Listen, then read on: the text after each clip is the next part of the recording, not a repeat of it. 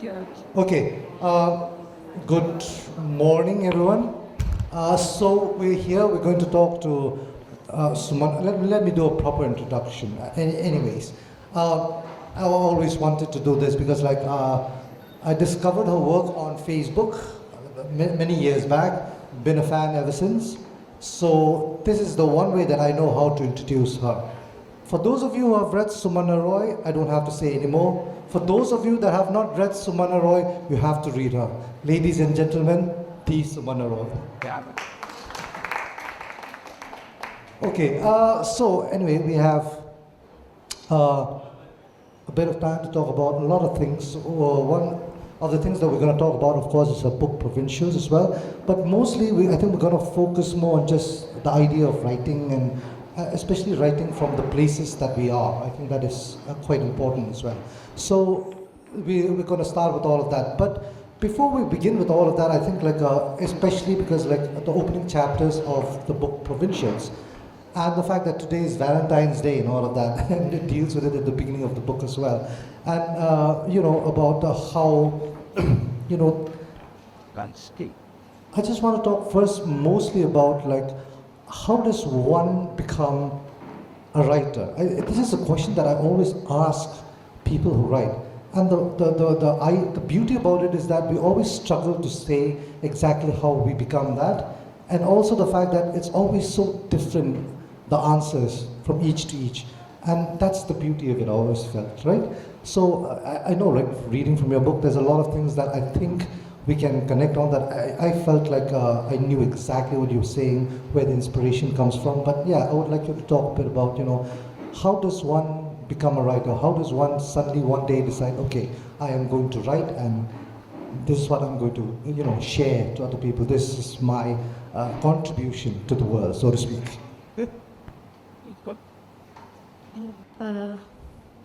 Just this morning, Sangha, I was telling you about my experience.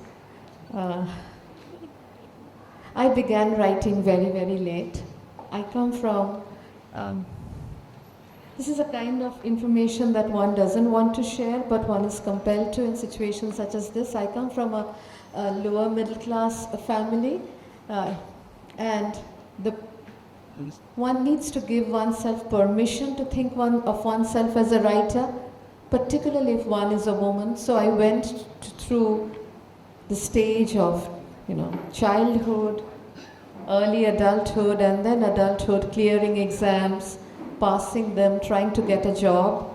My parents were exceedingly happy when I managed to get a government college teaching job, which is where I taught in Bengal for about 14 and a half years until situations were created so that I had to resign because I had written against the current regime, which continues to be in power in Bengal. After that, as I was telling you in the morning, around 2016, I was going to the United States for the first time, and the immigration officer asked me, "What do you do?" Until then, I had traveled to Europe, and every time I said, "I teach." And I had a no objection certificate from my employer, which was the government of West Bengal. They have no objection in letting me travel out of the country. And for the first time, I didn't know what to say. What do I do? I wanted to say that I am a writer, but I couldn't. I said I write. And I had written for quite some time then, though I had not published a book yet. So it occurred to me, even as I was speaking to you and Annie and to you this morning, that we need to give ourselves permission, particularly if you come from, because of your gender.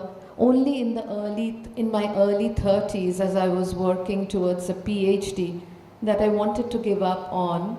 And this was a secret kept from my family, from my parents, who would have been very worried had they known that I was trying to write poetry on the sly. I still struggle to say that I am a writer. I know you said the same thing. And so I feel very, very charged when my students, I teach at a small liberal arts college in Sonipat. So some of my students say, I have been writing since I was 3.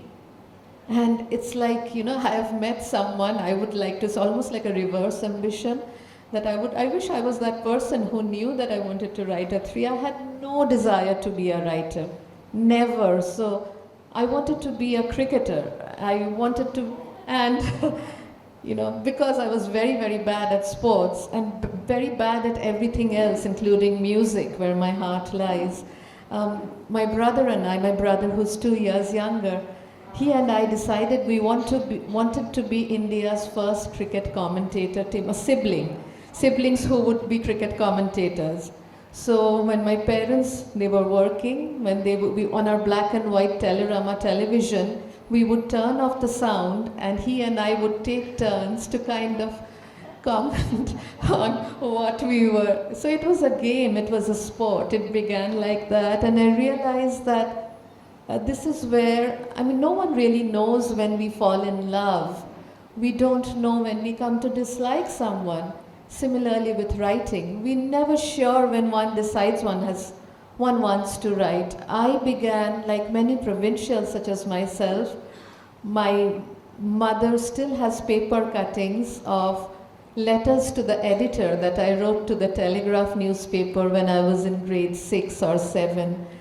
And so when this book was published, and it had been reviewed in many places, but when it was reviewed in the Telegraph, it meant something to my mother that, I still have your paper cuttings. Thank you. She asked me, in fact, right now, where are you going? And I said, I have this session. So, she'll be happy that I mentioned her. She's not well. The other thing is, I think literature, as many of us here know, the etymology derives from literata, which is letter. So I don't think, in the atmosphere of a literary festival such as this one, but everything, it's almost like there are literary festivals everywhere, and there is an energy that turns writers into, that's Andy Warholian moment where we become this minor celebrities for 3 seconds and no one buys our books, but we get a lot of claps and we feel very happy. I don't think we are special people at all. I think everyone is a writer. And I say this as a person whose investment is in the literary. That is why the early British moderns, such as the Romantics, Wordsworth was so important to my formation, that for the first time here was an English language poet who was writing about people such as you and me, a solitary reaper, an idiot boy, a mad person, a woman. So not just people who were, part of this portraiture tradition of being important people. We are not important people, and everyone is a writer. And this came to me particularly. So even when one does not have a published book, or one has not published even oneself, we've always written letters, by which I mean not just by becoming part of a culture of literacy. Even those who have not written letters have composed letters inside their head. So every one of us is a writer. I think this is working now. Hello. Yeah. Me? Yeah. Okay, all right. So, yeah. I was going to talk about this particular idea, this fear that we have to call ourselves. Is it a fear to call ourselves writers, or is it like we feel undeserving to be at that stage? Do you think a lot of it is also to do with the education that we received perhaps in school? Because I swear for myself, I try to write poetry. Even I am afraid to say it. But when I do that, it's because during school, for example, we were taught a lot of canonical British poets and all of that. And usually, I never had this idea that poetry could belong to me. I always thought that it belonged to white Victorian men, and some women, and that's about it. And it's only like, thankfully to people in the Northeast, writers like Desmond, Kimpam, and Robin. Oh yes, he says hi, by the way. I went to a place called Shadowland, and they had a poetry reading, and I listened to their poems for the first time. And they were mentioning places that I knew, like my backyard, like there's this locality that I go to, this cinema that I've been to. Like, you know, they were talking about people that I know personally, and it was the first time that I discovered, hang on, wait a minute, this is still very beautiful, it's powerful, and also it's something that I can, you know, grasp for myself, take for myself too. So do you think a lot of it is because of the school systems that we have that teaches us to, you know, only worship what is, you know, what is considered beyond us? Yeah, I think it might begin, or the bullying inside our heads, which is a kind of self-bullying, we allow ourselves to be bullied, might have begun with the proper nouns, in the sense that the literature that we read or have been exposed to as students of Anglophone literatures, we don't meet these names in our day-to-day lives. So the language they speak, and this is common knowledge that I don't even need to repeat it, but because there are a few young people in the audience, the fact that every Indian English writer, particularly those writing fiction, but also poetry and the essay, have to be translators. We're always translating because we're translating dialogue and so on. One of the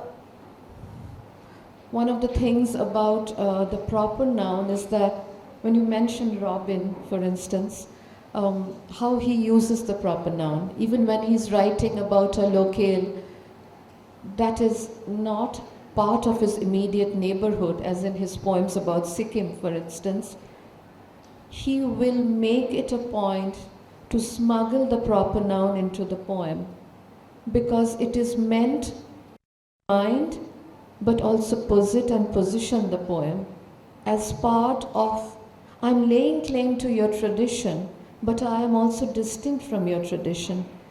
So when you say that, when you ask me your first question about being a writer, I think I can share this with you, with some kind of confidence in my memory, that my ambition, I've written a novel set in Shiliguri, which is the small town where I've spent most of my life.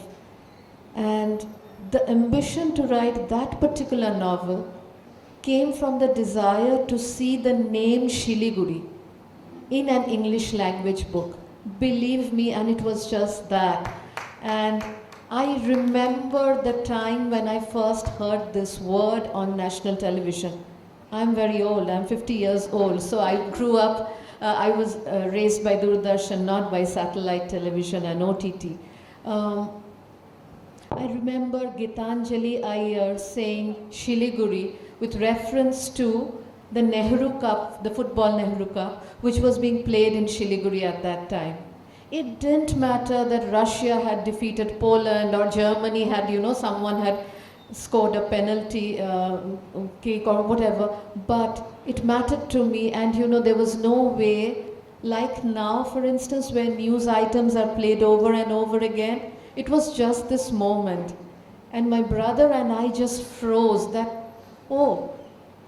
because I was in 7th grade, my brother was in the 5th. And we had just met the Frank School Atlas. And that game of latitudes and longitudes meeting each other, and you find your location on the map. So this would be asked by Mr. Katham, who was our geography teacher. And we would go to the back and look for Shiliguri on that world map, or even on that Indian map. What were the latitudes and longitudes that met to have produced this people who were part of my life? It wasn't there. So that moment when Gitanjali Iyer said Shiliguri, it was as if in the English language, because the other words were in the English language and on national television, it was as if something had acquired legitimacy. I still struggle to put this into words, but it was the energy of that moment. So I think some of my desire to write came from this, that I wanted to write about my people who had not been allowed to exist. Because Shiliguri is a very unremarkable place. It is surrounded by remarkable places, as in Darjeeling and Kalimpong, and you go to see the Kanchenjunga, but no one remembers it. On the Indian map, it is called the chicken's neck. And no one likes to eat the chicken's neck. I don't. I mean, the leg and the thigh and the breast in another culture, but not the chicken's neck. So you see how unremarkable that is. I was born to very unremarkable parents. My parents don't know what I do. I'm grateful for that. I mean, I would have struggled, to have parents who were very admiring of their children. I mean, I cannot imagine that situation. Very unremarkable people growing up in an unremarkable place. I write about these. I grow up, my closest friends are not writers or academics, but those I grew up with who still pronounce fried rice as fried rice because the R sound is difficult. And I mispronounce words all the time because I was raised in a strict school environment. My grammar might be more or less okay, but I cannot say the same for my pronunciation. So these are the people, and I also thought that what if I mispronounce? What if my parents and I are unremarkable? Wordsworth had said that the idiot boy and the solitary reaper, whose name we never know, but whose song he manages to carry as he walks up the hill, the music in my heart I bore long after it was heard no more. Why cannot my friends produce this kind of music in some reader's heart? That is where I write from.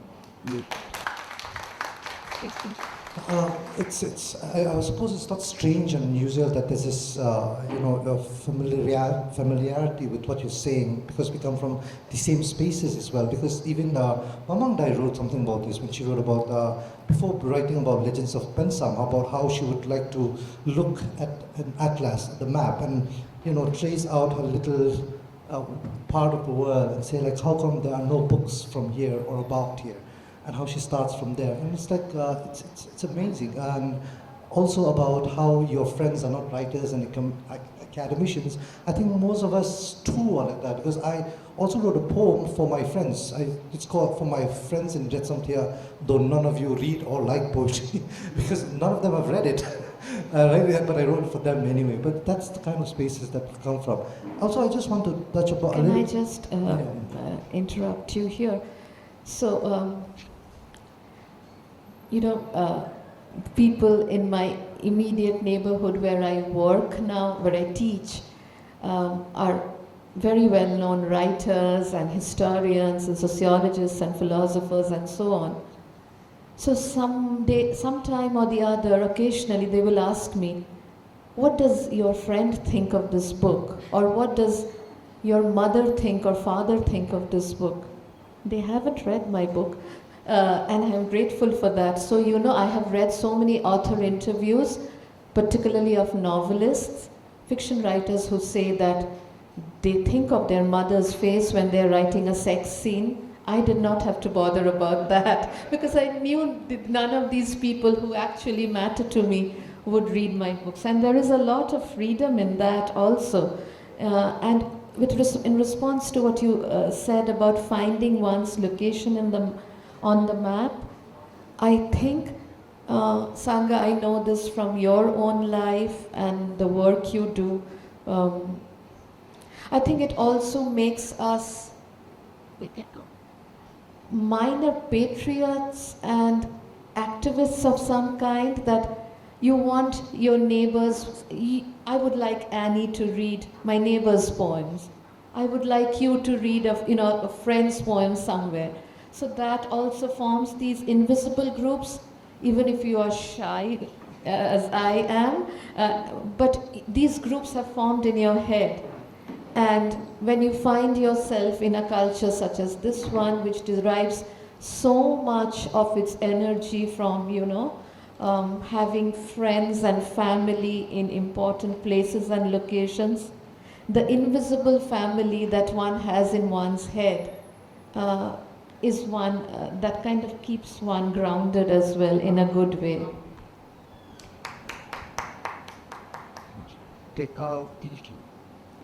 I would like to go into something about this because I read your book about this, and it's something that I've been thinking about as well, about how English, when it comes to romancing each other, where English became more comfortable rather than your own native tongue and all of that. So I've also thought about the fact that a lot of the poets, especially that we have from the Northeast, that write in English, are all women. And I've thought about this a lot, and I've thought about how perhaps there's a freedom to writing in that language. There's a freedom from the patriarchy, from this idea, this notion that women in traditional families are not allowed to speak, or are not allowed to make their opinions heard and all of that. How English perhaps maybe provides a certain sense of escape from all of that, because because there's this certain respect and fear for the language too, with smaller communities, because these are our former masters' language, perhaps. So when you write in that language, perhaps, is there that sense for you as well? I'm just trying to. I don't think I was raised on English language poetry besides Radiant Reader and Panorama.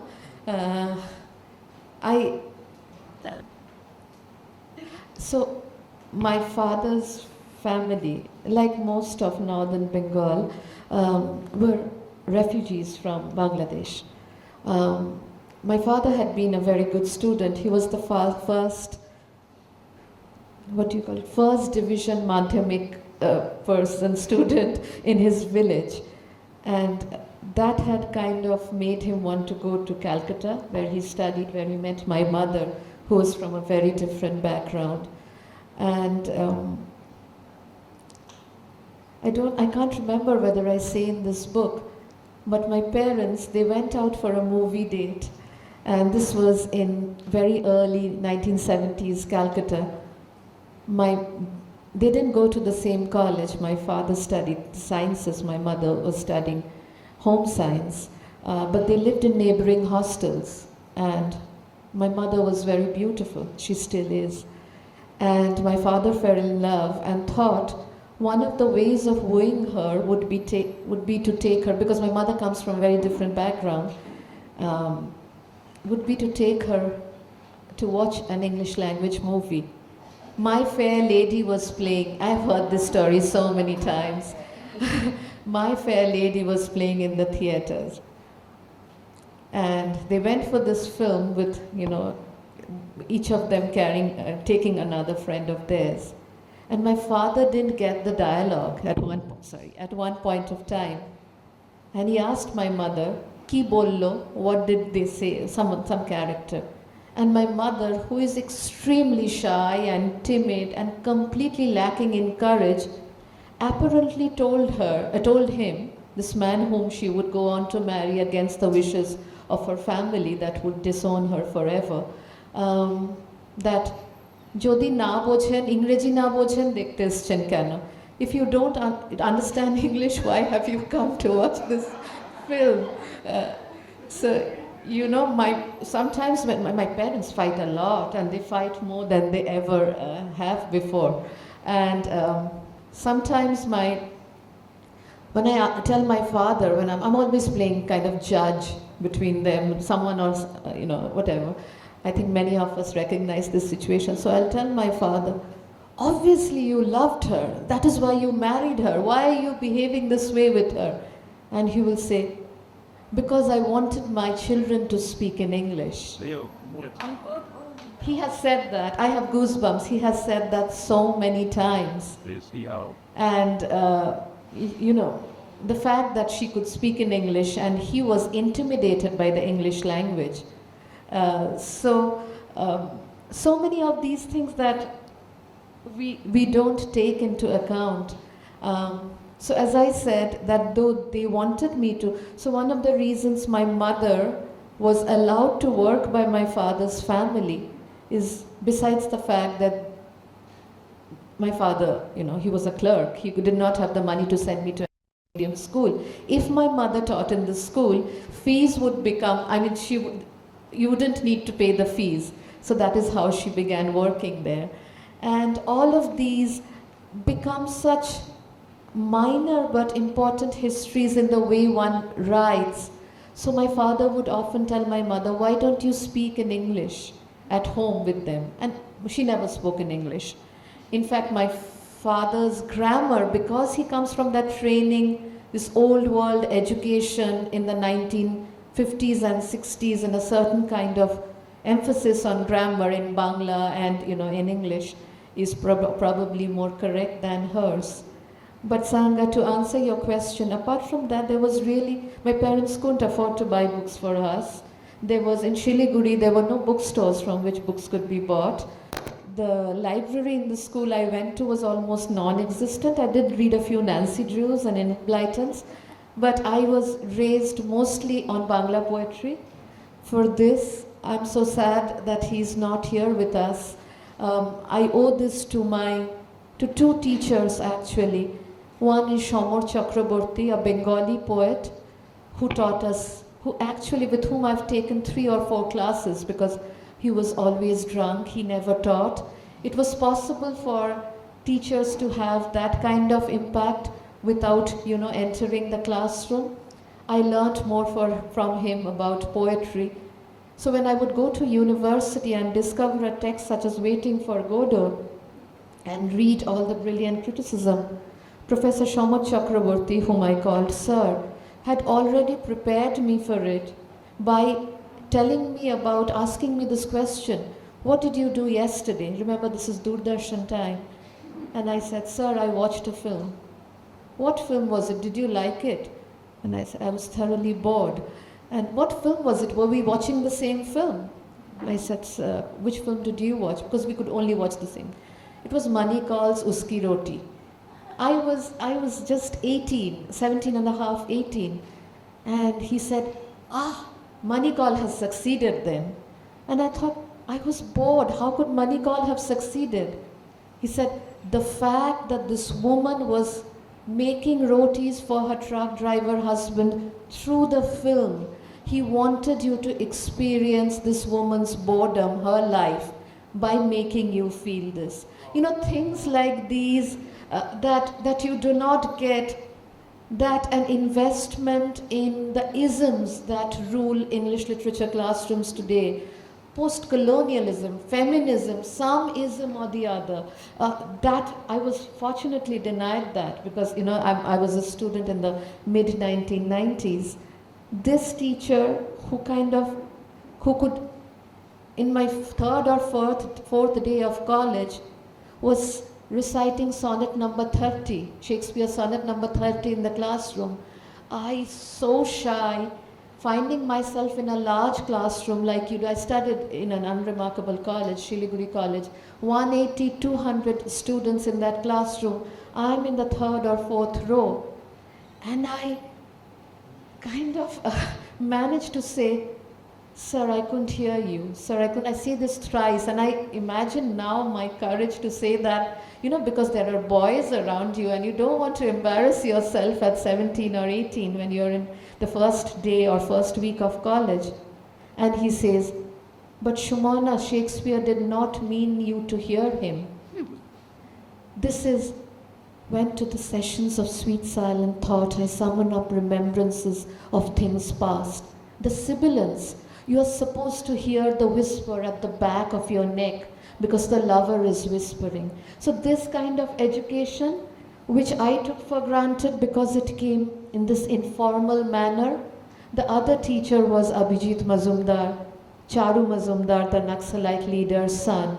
So that kind of education in a kind of political thinking, who would fight with my parents, particularly my father, to send me outside Shiliguri for a university education, maybe abroad.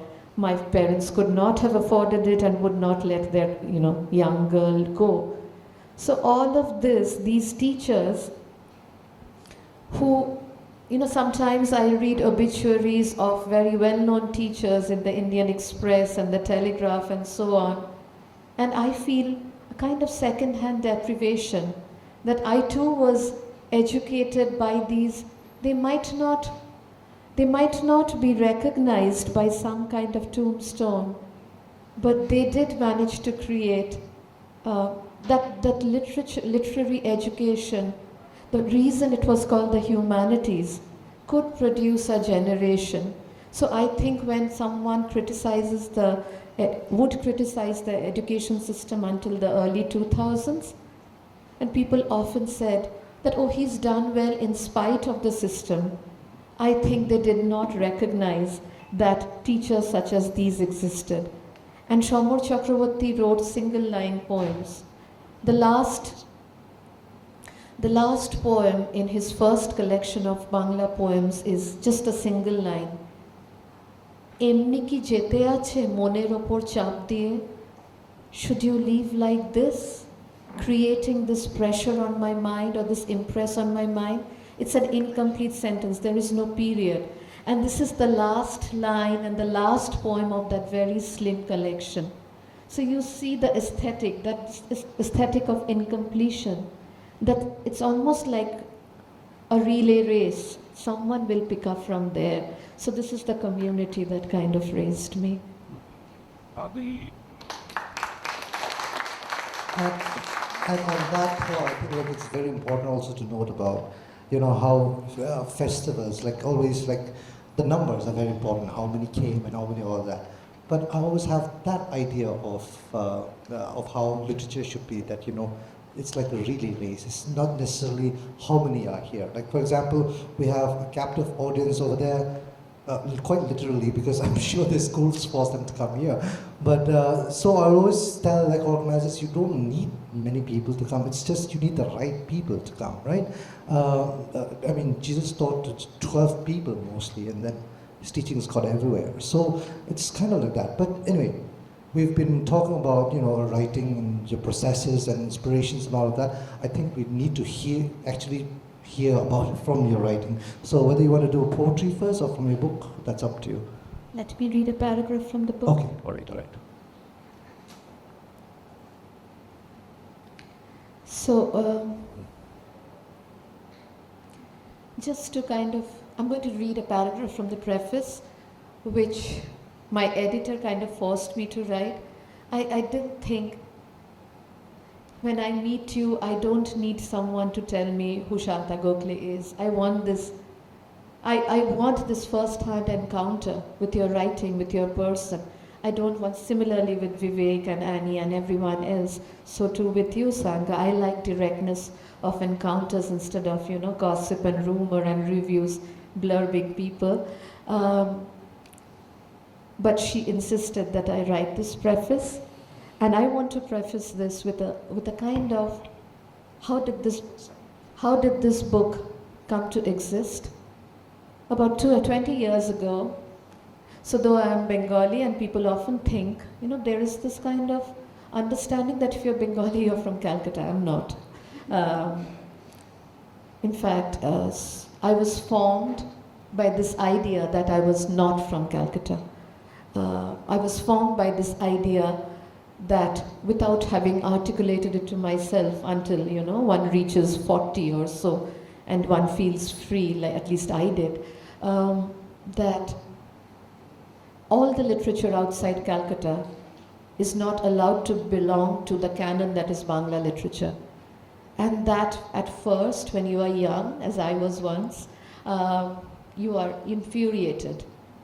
Why do these very, very interesting and brilliant writers, why are they not studied in universities? So I was in Calcutta. This is 2003 or so, or 2004. And so my husband and I, we'd just been married for a few years. I struggle to say this. We had wanted to take someone out for lunch, And we didn't know Calcutta at all. And there were none of these ETC supplements in the Telegraph which kind of direct you that these are the places you should eat at. And this person we were taking out for lunch, they had decided that we would go to this place. So my husband and I both love to eat. And we say, is this a very nice place? Because Siliguri has at least until then, had no remarkable places to eat. And this person said, no, this is not an expensive place. You all are provincial lecturers, so you don't get paid as much and so on. Remember, this is before the age of the smartphone. My husband and I take the Darjeeling mail from Calcutta, reach Siliguri in the morning, and even before I've brushed my teeth for the day, I go to the Oxford Dictionary to check whether the meaning of the word provincial that I knew it to be was right. I knew it to be a pejorative. And the fact that it had been used for me, my husband, in this way was striking. This was more than 20 years ago. And since then, the word has swum inside me. And I have wanted to, everything that I write, so that is why I said the relay race, everything that I have written, I am conscious of this, that I am a minor agent. It's not a form of anamnesis, but I am writing to create a family of relatives. Yesterday in my keynote, when I was thanking Vivek, to whom I have much to be grateful for, I said one provincial supporting the other. There was a reason. He had been the earliest supporter of my first book. He did not know me. He did not need to do this. And I'm not saying this because this is not meant to be an Oscar speech, but because this is the kind of relay race that I mean, that I managed to, through this book, I managed to create a community, at least for myself, knowing that there is something to be had, something that does not come from victimhood. I am not a victim. My parents have given me as much as they could. Siliguri has given me more than the reason I fly to Siliguri every 11 days from Sonipat. I was raised by this environment. To celebrate the joy, the charm, the energy, the culture, literary and otherwise, that could produce an ignored people. Whether in Goa, whether in Shillong, whether in Kerala, whether in Uti, and all these places. So these are the people I try to kind of bring together in this book. So I'll read a paragraph from here.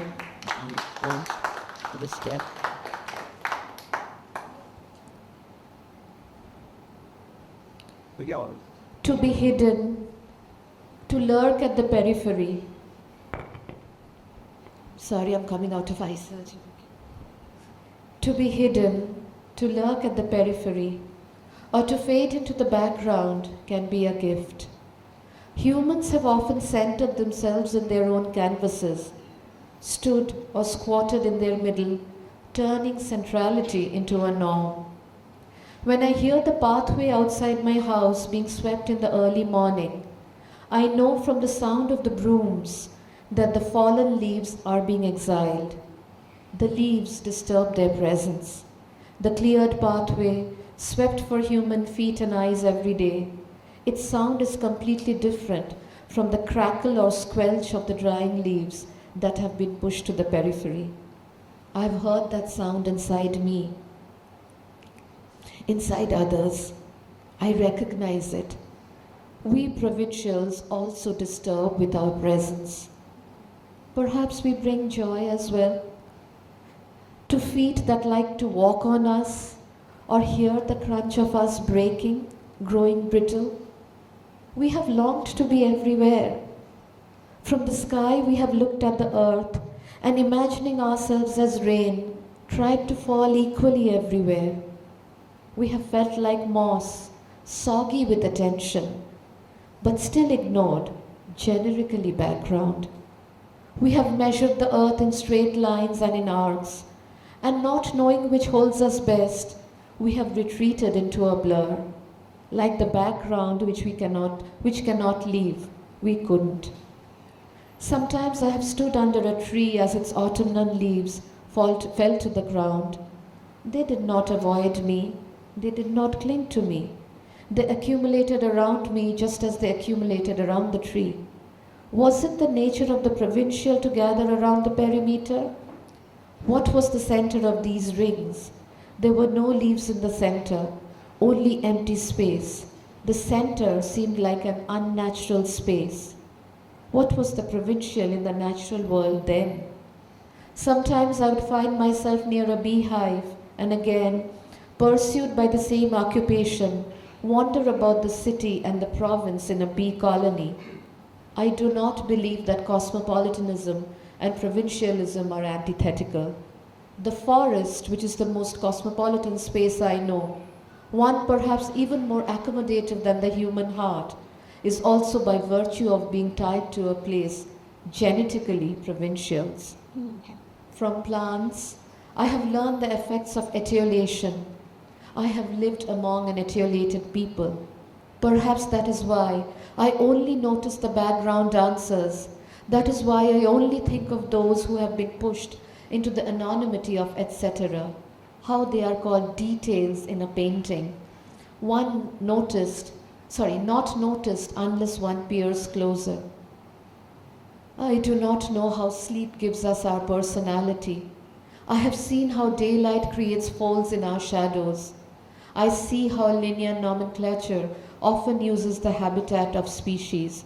Bengalis munia, Valpis bengalensis, the Bengal tiger. I would come to accept that the place that gives shape to our spine attaches itself to our name, turning us into a type, a species. I discover there's a style of furniture called provincial. I read Robin Nongom's letter from Shillong to his student in a city, where he says, I'm still a provincial sonneteer at heart. My eyes pursue the perimeter. When a leaf begins to dry, it is the edges that start curling first. This book is a history of those girls. Thank you.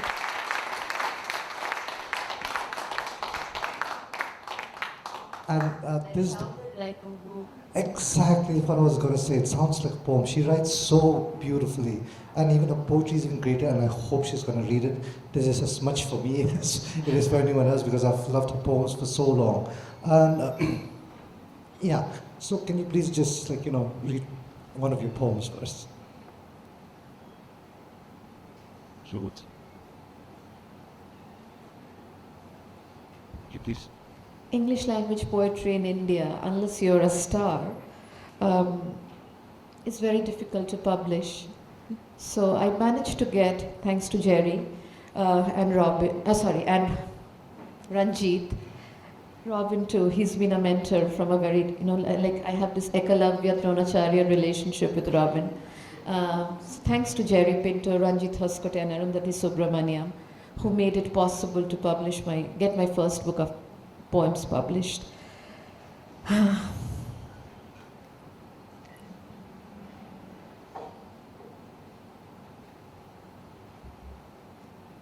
This poem is called, it's been published in England but not in India. It's called Bamboo. It's from a collection called VIP, Very Important Plant.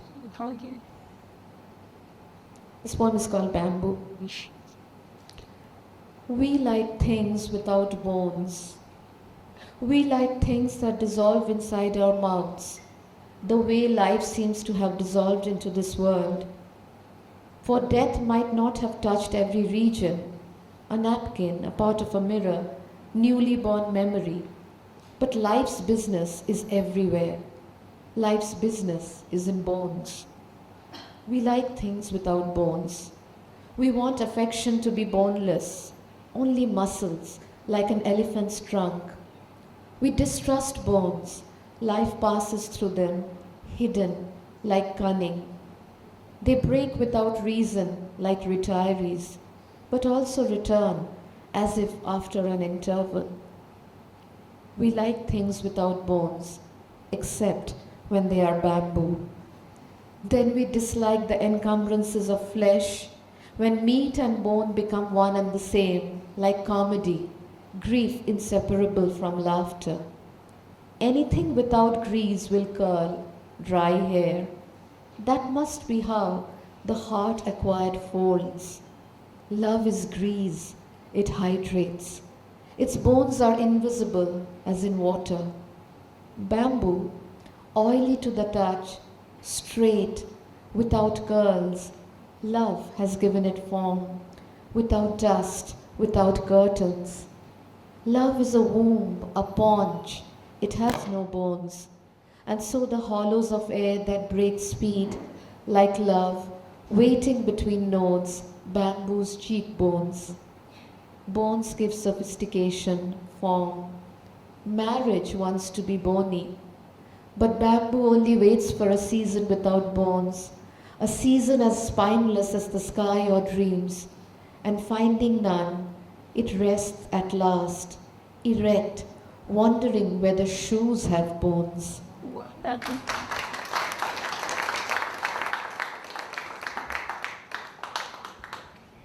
All right, we will have questions from the audience, but before that though, especially for the students here, so how many students are here? Okay, how many of you watch anime? How many of you watch anime? Okay. How many of you know Aang? A-A-N-G, Aang, The Last Airbender? It's Avatar. Okay, you guys. Okay. All right. This is what I always tell my students as well, that writing, being able to write well, is a superpower. So in this Last Airbender universe, basically, their powers is that they're able to either bend wind or fire or earth or something like that. And I always tell my students that there are certain people too that have another power. It's called word bending. People that are able to bend words to emotions, to things like that. And ladies and gentlemen, word bender. All right, so now, any questions from the audience? Oh, there's lots. Great. Like to death that in some of that. Hello, Sumana. Oh, hi. I am here with my students from St. Xavier's College. So nice to see you again. Thank you. I am deeply enamored by the session you've just conducted, and I think it gives a lot of rise to a lot of questions. But the one thing I want to focus on, I don't know if you've noticed this, but the word unremarkable has been repeated by you a number of times. Does this word come from a space of insecurity, or how would you interpret this word? Thank you. It's an ascription. Yeah, it's an ascription. It's not self-ascription. It's an ascription. Yeah. 10 minutes left, Sandra. 10 minutes left, she said. Well, that could be up by the Yeah. more questions.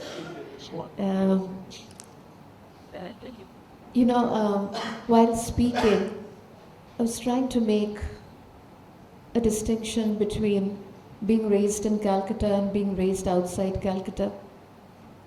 It immediately makes you feel unremarkable, also because of various forces of history.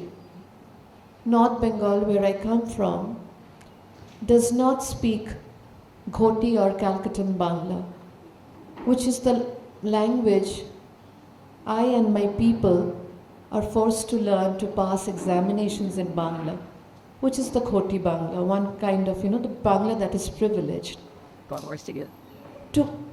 Whenever I have spoken outside Shiliguri, whether it be at a refresher course or an orientation program of the kind we were forced to take by the UGC, someone or the other will ask me, or my husband or someone like us, "Oh, you speak English so well. Did you really study in Shiliguri, or where did you study before that?"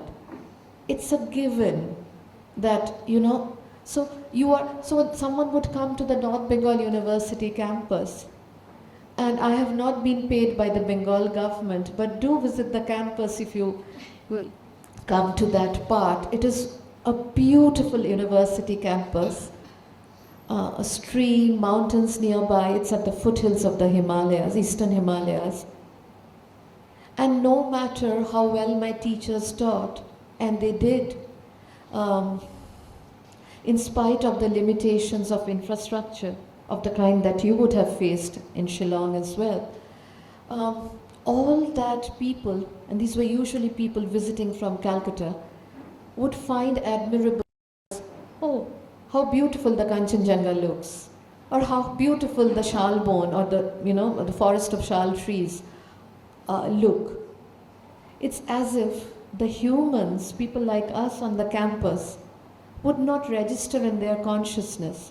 So all that we had been given, whether as gift or as, it begins to sound like a curse at times, that this is all you have and there is nothing else to recommend you.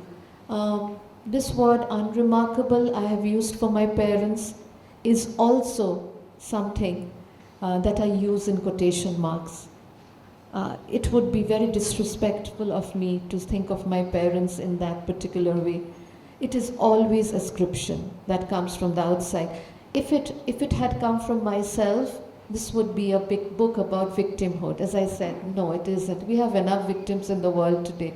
We're living in a culture where victimhood is celebrated. I'm very happy to, celebrate the joys of being a provincial. It ties in also with what I was thinking the other day. Rabindranath in an 1895 essay where he's asked his wife and the women in his family to go and collect nursery rhymes. He uses the word superfluous. So my colleague who was teaching this course, and I was sitting in his class, I asked him, isn't Rabindranath using the word superfluous in quotes in his head? Because these mean very much to him, these mean a lot to him. So this directs his modernist aesthetic. It could not have been superfluous or the useless for him. So it is coming to him from a very dominant culture of those times that recognizes the everyday living and everyday speech as superfluous. So I think it's part of that same tradition. But I'm very happy to see you again. I just want to add that my favorite authors and subjects have always been people that dealt with what is generally considered unremarkable.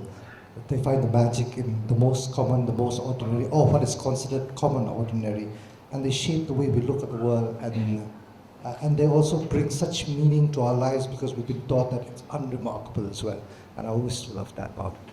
5 minutes left, one more question. Okay, maybe all ask the question, she'll answer it lump sum.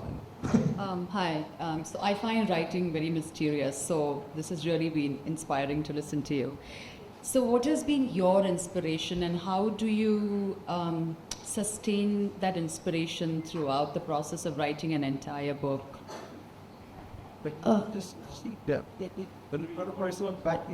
Maybe I could respond as the mic. Okay. My unit, let me tell you what I tell my students. I draw a distinction between two kinds of writers. Charles Dickens, with his large family, his wife, this is a two-storied house, his wife, his family, they're on the ground floor. His study, where he installs a double door to keep out, and I quote him, the noise of domesticity, and this is right at the end of the corridor so that he's not disturbed by those sounds. One kind of writer. Jane Austen, her nephew, I forget his name, was it Patrick, or Patrick was his brother?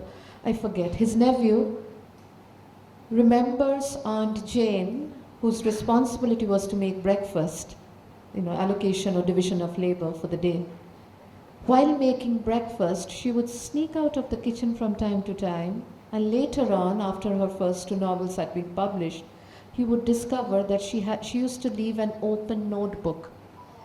While, I'm imagining making bread or buttering it or cooking the eggs, she would come out and write this down. When the calling bell rings at my place, my husband, who's an academic, who like academics is always busy, never answers the door. It's always me. When some person, plumber, electrician, the cook, it's always me. So my attention, I can never write an epic. That is why women have never written epics. My unit is the section. And so I write in bursts and spurts. Something happens, some idea comes to me. My first book, How I Became a Tree, most of it I wrote sitting on the commode in my bathroom. I could not afford a laptop at that point. My husband sleeps early. I could not have switched on the light. So I was making notes. And this gathered mass, when I could afford a laptop, I began to feed it with all these notes that I had gathered. And only after a few months could I see the shape of a book, as it were. So my favorite forms are the poem and the essay because of this too. I have a very invested life in caregiving. My parents are aging. My father-in-law is in his late 80s. So I teach housekeeping. I cannot write for a long period of time. So the section is the unit, because the section, like the paragraph, is very accommodative. It can be as short or as long as not just what we want it to be, but what the circumstances of our life allow it to be as well. So I think when we talk about discipline, also please keep in mind that Francis Bacon defined the essay as dispersed meditations. You don't have to be, only Arjuna could have had that kind of time to look at this imagined kind of focus. Women are not allowed that, and that's okay too.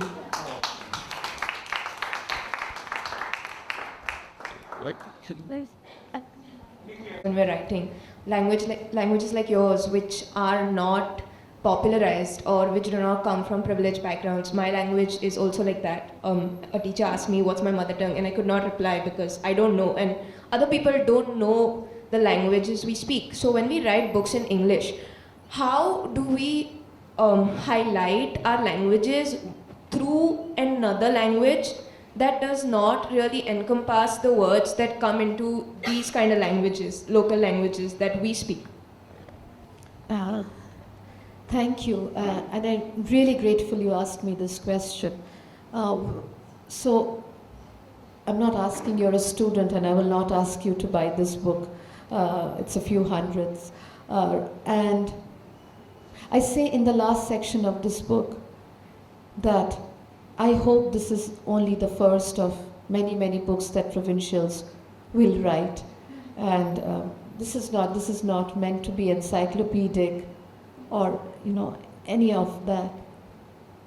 I think one of the ways, and I write about many people who do not live in the English language, so the book begins with, just let me finish this answer, Adibina. The book begins with the first love letter I received in my life, which is, "Don't worry, be happy." It was written. This person who had written this was a school dropout, had no English at all. The Amitabh Bachchan rendition of "Don't Worry, Be Happy" had come out in the 1980s. And because I went to an English medium school, he thought that would be a way to impress me. And just as, Angrezi mein kehte hai ki I love you.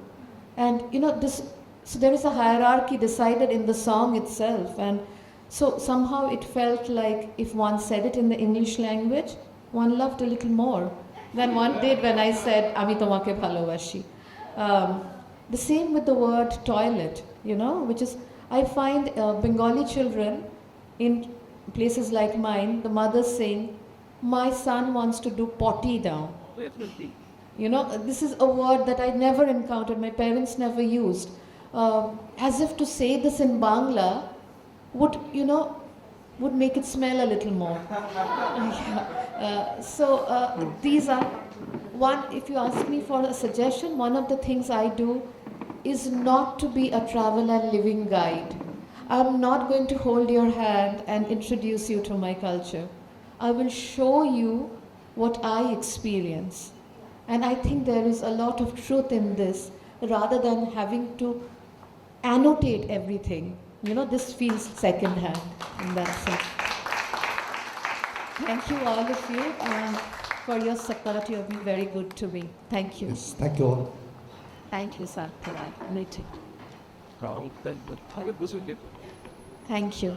Yeah.